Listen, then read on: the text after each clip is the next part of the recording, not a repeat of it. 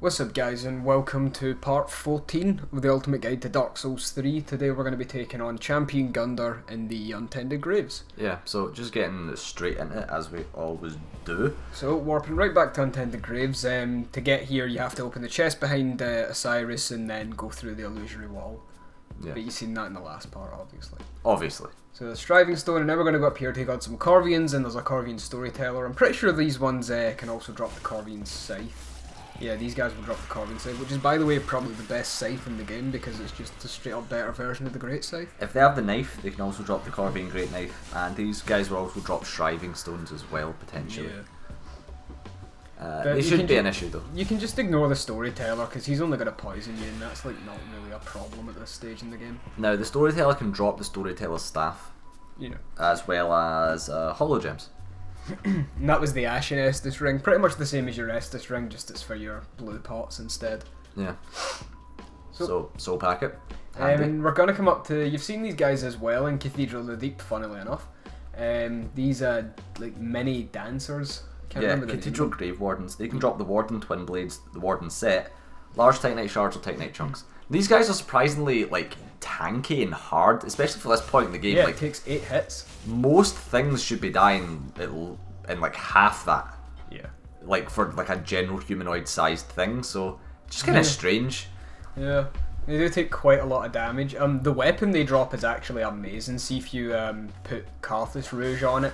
Is that the You blue can, ones? you can R1, L2, R2, and it will pretty much always bleed someone out, and it's like 1,000 damage easy. So up to the left of the big pot. I'm looking for the other Grave Warden here, by the way. That's why I'm going to be like looking around a little bit, because I know there's a second one, and I don't want him sneaking up on me. So a couple of dogs here. Again, you can see how much damage we're doing to the dogs in comparison to the fucking other thing. Yeah. I mean, the dogs go down in fucking 2 shots, so... So I spotted this Grave Warden in the corner of my eye when I was fighting the dog, so now I knew where he was, but... These guys, they're not going to bleed you out too quickly. Like, I feel like the set of armor we're wearing right now seems to have reasonably good resistances, as well as defenses, so... You should be okay. Yeah, I mean this armor will do you good. Shouts out to the fat guy. Yeah. But yeah, so just more dogs, just kill them. Completely unnecessary, like literally just animal abuse at this point. Call Peter, I don't give a fuck. So moving around now, here's where they really get you. Remember the last time you were here there was 1 lizard? Well now there's 2. Yeah, so we're gonna just Handy dandy bow. bait one out, yeah. Yeah. Use that short bow that we've used every now and again. It's just a handy thing to have. Yeah, like it's Trusty. always good to have a bow, even if you don't meet the stats for it. Just carry one because you can use it to bait enemies and pull them to you, as you're about to see us do here. I'm still in fucking battlefield mode thinking R2 is shoot, but no, R1 is shoot in Dark Souls. Yeah, get good. I'm sorry. But yeah, trusty bow, and then it's just general big lizard strats. Just hit it in the face if you like can. 6 hits, 7 hits, something like that will stun it and then take your riposte. Then if you lose at that point, I don't know what to say. And when it attacks, you just roll past it, really. Yeah. Weird, freaky, fucked up camera angle is like the camera gets phased through the rock. I know. So these ones drop 2 Titanite scales instead of 1. It's kind of good, I suppose. Yeah. At this point, chances are if you're using a boss weapon, you'll probably have enough Titanite scales to fully upgrade it. You should do it. I think you get enough through the main game. You should probably have a... If you've done Siegward's Quest anyway, you should have a +5 boss weapon if that's what you're using. Because you would have gotten the Titanite slab from him. But, yeah, you should have more than enough Titanite. But yeah, that's the strat. Just hit it until you stagger it and then you win. Basically. Yeah, these guys have never really been a problem except for like the first couple that you ever need to fight. So now we're going to move our way, we're going to move on our way straight through to the second part of Untended Graves, where we get out of this little section and into a open, nothing but black section. Yeah, now this is the bit where there's the bonfire, like right at the start of the game, and basically you're going to get invaded off a kind of bit of an arsehole NPC, so just take I've care got of that. footage of her in here when she's being an asshole with a fucking rapier that you can't parry. Yeah. So basically, we get kind of lucky, and she manages to launch herself off the side, which... I almost knock her off the side in the other footage I put in here, by the way. I almost succeed in doing it in that one as well. She seems fairly susceptible to going off of this ledge. But this one just spams a bunch of magic, Crystal Soul Mass, some of that Soul Shower stuff, Crystal Soul Spear. You just gotta be careful with the Rapier because she has that really quick combo there, but if you've got a medium shield, she'll deflect off it unless she uses the one that has like the light trail on the weapon afterwards to show how quick the weapon's moving. Yeah. Just to show how much power's in it. But you can see she's pretty tanky. She went off the edge there again. Yeah, but she wouldn't have fallen to her death. I don't think the Karthus Flame Arc's doing much for us here, considering she's wearing robes. Yeah, probably not doing much because robes typically just have higher resistances, or well, higher elemental absorption. But yeah, this is pretty much the way the fight goes with this bitch. You just went like that. That Soul Shower right there's the perfect time to get in an R1 in her face because it pretty much will. It's gonna hit you maybe once at best, and it doesn't do a whole lot of damage. Not at this stage in the game anyway. Not when you've got 40 of it. So yeah, there's proof you can't parry that. Because she hit me like 6 times in my parry frames and I didn't get it. So yeah, I mean, you really should have been able to parry that. Maybe you'll be able to parry it and get lucky. Maybe you're just exceptionally unlucky. You can parry in PvP, but a lot of things get nerfed for PvP. Like pretty much every buff in the game get nerfed for PvP. Yeah. So that's us back now. Okay. So now we're just going to go get the next item in this area. And it's a hidden blessing, funnily enough, and it's quite hidden. It's in the corner here. This is where the Titanite shard is when you make that jump at the beginning. But except we don't need to make the jump this time. Yeah, and aside from that, there's like no other items in this particular area, really. This whole area is actually fairly void, but you want to come here because there's a couple of really cool items, like the Hornet Ring, Chaos Blade, and obviously the souls from Gundar, which you definitely want to get. There's also the fucking Firelink shard thing. Oh yeah. The infinite use Homeward Bone, yeah. Yeah, exactly. What's it called again? The Coiled Sword Fragment. Yeah, that's the one. Yeah, so you want to get that. By the way, you can trade the Coiled Sword Fragment in with Pickle Pea and Pumper Rum for a slab, but you pretty much don't want to do that. Yeah, unless it's like, unless you're about to go into New Game Plus, then you could do it because you'll get another Coiled Sword Fragment. Yeah. But you probably don't want to do that. Now you can summon Swordmaster for this fight. We've never done it, and we don't really know if it's particularly worth it. It's not worth it. I've done it when I was playing by myself. Gundar's just one of those bosses you want to do your own. So, opening of the fight, same as last time, run and get as many hits as you can. Now this Gundar's a little harder than the last one. Stage 2, he doesn't quite turn into a puss man. He just unlocks this charge attack that he gets. He gets that at about a third of his health missing. Yeah, he just gets an extended moveset. Now for the first period, you want to kind of treat this like the last one. You want to stay out the range of his halberd, and when his attack strings end, you go in, you get in a couple of hits, you get out, and then you'll be fine. Like, yeah, you'll be totally fine. Now you should be able to get the riposte on that at this point. It just seems not that, on that. No, I think you just ran in too close to it. You should be able to get the riposte. I didn't get it twice, but you can parry him, and I got the riposte on that. I don't know if I included that footage, but you can get the riposte on a parry on him as well. Yeah. The parries are pretty much the exact same as other Gundar. Now, this attack's really easy to parry because of the long wind up. You know exactly when the attack's coming after you see it a few times. It's really easy to reaction parry.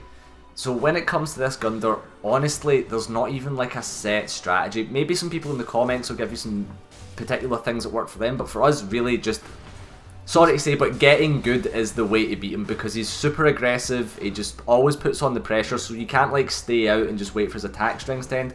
He seems to keep the attack string going the further away you are from him. Like if you stay just like a few feet out from him, he keeps his attack string going. He seems to stop if you take the pontiff approach and roll past him. So like, it seems like his attack strings will stop then. That's usually what I try and do is whenever I see him going for these any like wide sweeping attacks or these really long delay attacks, I prepare to roll behind him.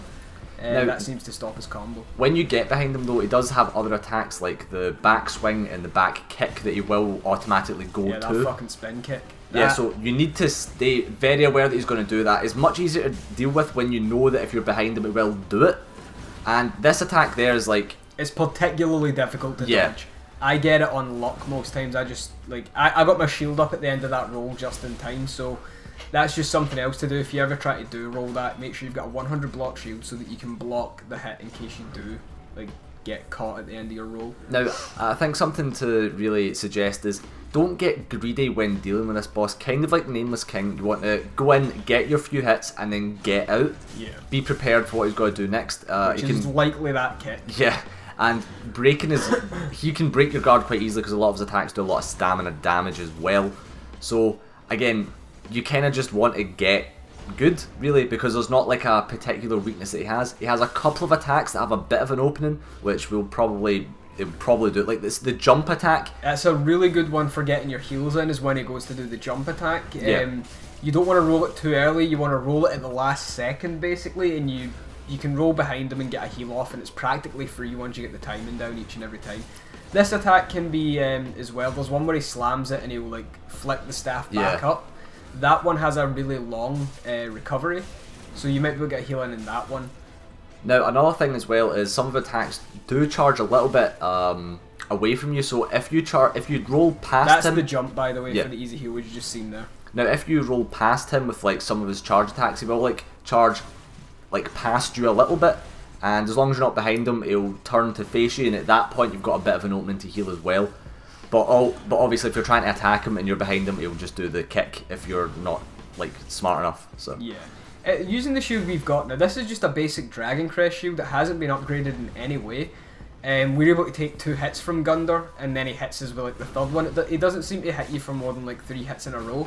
So it's a pretty good shield to have that you can mitigate 2 of his hits immediately without any real worry. Now, something that could be good and bad is Great Magic Shield will obviously mean that you don't take any stamina damage. You'll be able to block all of his attacks basically, but trying to get... You need to upgrade your shield for that to have like some really good effect.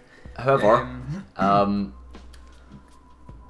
there's not a whole lot of like space and timings to be able to get off another cast of it, so it kind of really depends on you know, if you're able to take a few hits, like you buff your shield, then you should be able to block almost everything they can get out of you for about 30 to 40 seconds. I imagine mages would have a fairly easy time with Champion Gundar if you just wait for those long recovery attacks, roll away, get your cast off, and then wait for another one. I imagine that as a mage, if you play the long game, you'd probably have a fairly easy time against Gundar. Yeah, so we got the Black Knight Howard, and there's a bunch of Black Knights in this area. Now they're actually like so easy because you can backstab them incredibly like. We fought them in Dark Souls 1. Yeah, exactly. They have a chance to drop their gear and whatever weapon they're holding as well. Yeah, exactly. As well as embers. Yeah. Now the Black Knight Great Axe, which is what this one can drop, is probably one of the highest AR weapons in the or it was one of the highest AR weapons in the game at one point, especially when it came to Hornet Ring riposts. Holy god, it would one-shot almost everybody. Yeah, so we're actually about to get the Hornet Ring, so this is kind of another reason why I want to come here, because this is a very good item that you want to get. It got nerfed. Even then. It's still good, it's still bonus backstab and riposte damage, which is always like welcome. Something I will say is also Gundar is apparently again weak to lightning, but again most things are generally weak to lightning. Yeah. If it's got big metal armor on, it's typically weak to lightning because it's a conductor, you see. Now, if Champion Gundar, if you had a rubber suit, then you'd have no chance. But yeah, again, just dealing with Black Knights the way you deal with Black Knights, basically. Yeah, get behind them, backstab them, then abuse their insanely long attack timings. Now, these ones are kind of more annoying because they have a lot of pokes. Yeah, not only that, these guys have what would appear to be a bit more poise than the Silver Knights in Anor Londo. They can take a few, like you can hit them twice without them staggering, when the ones in Anor Londo would stagger on every second hit. Yeah. Now, this guy up there, you don't really want to fight him here. You probably just want to run past him and fight him in the platform behind him, actually. Yeah. I fought him here because he spotted me as I went past, but that's Chaos Blade. You know, you need to kill Swordmaster in normal Firelink Shrine to get that. Just like you need to kill Swordmaster in normal Firelink Shrine to get him as a summon for Gundar. Yeah. And for Vort and for the Dancer. However, he's not particularly useful for any of them. He's not particularly useful, period. Now, basically. there was a glitch with the Dancer where if you summoned... in fact, there's no point in even mentioning that right now. But, yeah, just dealing with this Black Knight right now, and... Yeah, my game's, like, fucking with me in this next one, because he does that, that swing, the stomp, this, And then I'm on the floor, I'm mashing roll, and the game is just refusing to respond, and it just knocks me up again. So this was like super clutch. Like that Black Knight was giving him a lot of fucking hassle. I'm like, has he got me in like some sort of infinite wake up combo here? Is this Dark Souls 2 Artorias sword again? Almost inescapable. It was so abusable, that left-handed L2, the double spin as a wake up. Oh, it was so abusable. So something to mention is up here on. Oh no, it's not here. No, it's up where the tree where you would get to see the Tree of Giants is, up where that the tower is up there. There is a ring up there in New Game +1. It's the Ring of Steel +1. Yeah. The tower that you would take up to do the Patches event that cost 20,000 for the key. That tower there, and up beside Leonard. Yeah, where the big throne is behind us, up there, there is the Life Ring +3 on New Game +2. Yeah. So this is like past Shrine Handmaiden. She sells the Artorias armor, and she sells the is it the Priest Ring or some shit? Priestess Ring. Yeah, that gives you an extra 5 faith. Useful. This is handy. Yeah. The Artorias armor is actually pretty damn good. The Wolf Knight set is pretty good. The gauntlets are pretty good anyway. I think they're better than Silver Knights. And this is also the Blacksmith hammer. Just hammering it. Isn't there a thing in here to do with Yol and Yuria? Ah, yeah. Now, if you didn't do Yuria's quest line, the Hollow Ashes will be where Yol/Yuria is. Yeah. In here, if Yuria isn't in your world. Yeah, so like other side of here. Yeah. The Hollow Ashes will be over there if you didn't do Yuria's quest line at all. Yeah. But that was the Eyes of a Firekeeper. You can give them your Firekeeper to unlock an alternate ending, I guess. I think that's what it is, right? It's she can now see, so now she realises that her hands are burned, and lower, more lower. But there's only one ending that matters, because only one ending gets you a trophy. Yeah, but we're going to show you how to get all 4 endings at the end. So Ring of Steel Protection would be up here, probably beside probably like round there. Yeah, because I don't think you can actually get into the tower regardless. So now we're going to use our Coiled Sword Fragment, and we're going to go back to Firelink Shrine, we're going to level up, we're going to do all the usual Firelink Shrine maintenance stuff, and I think that about does it for us. Yeah, I mean, that's pretty much it. Now, you can give her the Eyes of the Firekeeper if you want. Once again, we're not going to do it because it's optional. If you guys want, you can look it up. However, you do want to do exactly what we're doing, because if you give her the Eyes of the Firekeeper, then it means either you need to do a specific thing, but it means that you can't get one of the endings. So if you're going to give her the Eyes, just do it right at the end where you can pick the ending that you're going to do. So just wait for us to show you how to get the endings and what you need to do to get them. But that about wraps it up for the Untended Graves, guys. Oh yeah, you can get Gundar's Halberd now, which is actually really good. Yeah, with his soul. But, I mean, obviously you can just check to see what weapons you get for every boss. We don't need to mention that, so. Go to him. But anyway, that's it for this part. And next part, we're going to be doing Lothric Castle, so you can look forward to that. I know I am. See you guys.